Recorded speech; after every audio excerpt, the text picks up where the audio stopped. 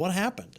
Well, 60 days later, I'm playing under his tent in Washington, D.C. Oh, I wish Obama Oh, wait a minute. You're playing in Jack Coe's tent. Yes. Okay, so now you're on the road. Well, I was just visiting. I was going through there with my dad, and they invited me to play for the meeting. And then I left with my dad in a meeting, and then I wound up with William Branham in Phoenix, Arizona. Played 3 revivals for Brother Branham. It was a very important time because he spoke some things into my life that are coming to pass now. Really? And can I share that with you? Absolutely. We were at a restaurant the last time I saw him. First thing I had in my mind, I was 19 years old, and I wanted to be his business manager. I had helped some preachers put spots on the radio and some ads in the paper, and I thought I was ready to be a business manager for Brother Branham. Right. But he helped me out. I said, Brother Branham, if you just had the right promotion, meaning me, of course, to help him, that you could have greater crusade crowds than you've ever had. He had been all over the world, and you know the story. He was pivoted to help start the healing revival. Right. And he shook his head, and he said, no, son, that's not the way God planned it.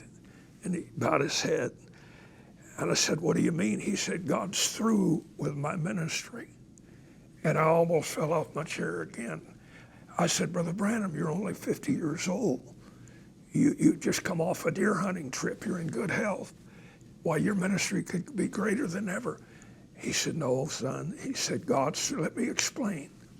And he talked about the great healing revivals, the voice of healing, and how God had used, and he named William Freeman and A. Allen, who he had met me in Reverend Allen's meeting.